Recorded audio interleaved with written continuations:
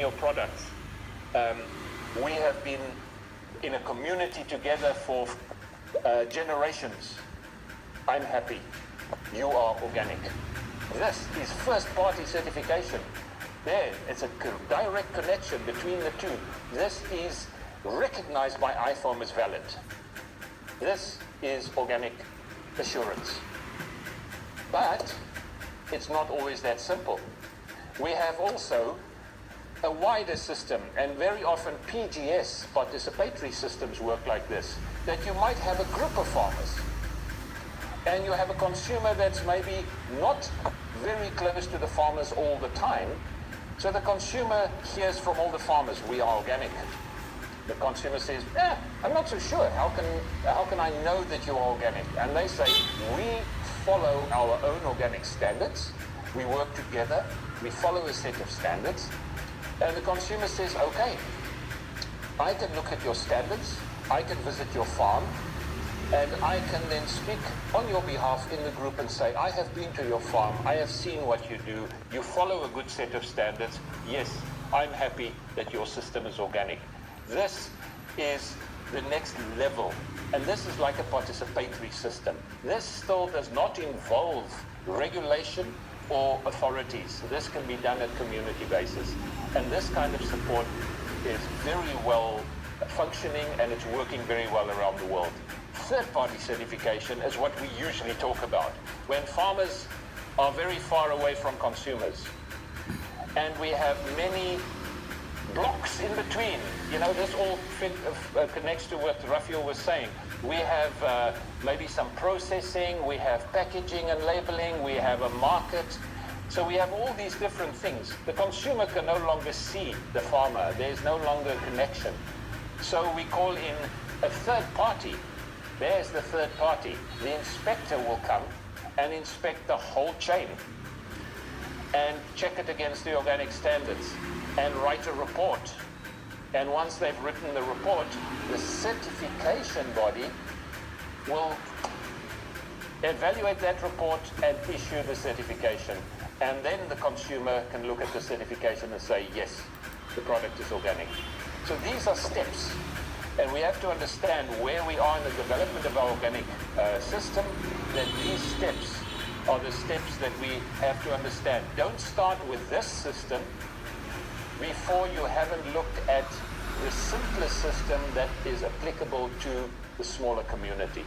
So this is the very simple thing, because even this we do not always see as enough, because now the products might have to go very far away, so we add another policeman. We have somebody who checks on the checker, who polices the policeman. And this is accreditation, that we have somebody who then looks at the whole system to make sure that it works. And then it's even more scary than that. Every country has its own little system. And then we have to have a global understanding where all of these things come together, when products have to go from the one side of the world to the other side of the world. And then we have to have a policeman of the policeman of the policeman. And this is an international system of equivalence, where we have to look between countries to see, can this country sell to that country? And this becomes political now. This is no longer about organic standards, because the standards are very similar. They're all based on IFOAM. But it is no longer possible, and it becomes a political agreement that governments will talk to other governments and say, okay, if you buy my car, I will buy your organic cabbage. And if you buy my chlorinated chicken, I will buy your whatever. I will buy your computers. These trade agreements are linked to organic as well. So these countries have different arrangements, mainly between the two big markets. They have agreements. They also connect to some of their traditional big economies like South Korea, Japan, and so on. And then they also have other agreements with other countries that are considered equivalent. You have India. It's one of the big achievements of India that India is equivalent with the EU on products. Not all processed products, but they are equivalent. So is Tunisia, the only country currently in Africa that is equivalent, and then a number of other countries. So you have all these recognitions in place and all these arrangements that go all around the world. That becomes actually quite scary when you look at how organic agriculture is governed by a global system and global developments. So this problem of creating equivalence between these countries, it becomes a very, very challenging one. I'm just going to go to my last slide. There are a few slides in between, but you can read them afterwards, and we can also answer questions. It's this idea of all the countries in the world having to make agreements with all the countries in the world. If you want to have 35 countries agreeing with 35 countries, that will mean 1,200 agreements. This is the math when you do 35 times 35 times 35, because you have to do it double. But maybe we can come up with some way that we create equivalence between the countries, that they all recognize one system, and then they make only single agreements to one system, rather than everybody having their own system. This is called global equivalence or global harmonization.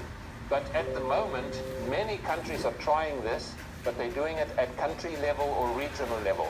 There are, you know, even in Asia, there was the Asian Regional Organic Standard, or the Pacific had a standard, the AROS, which is in parts of Asia, it was used. There's an East African standard. And then the EU, 28 or 27 countries, they created equivalence amongst them, that they all under one EU regulation.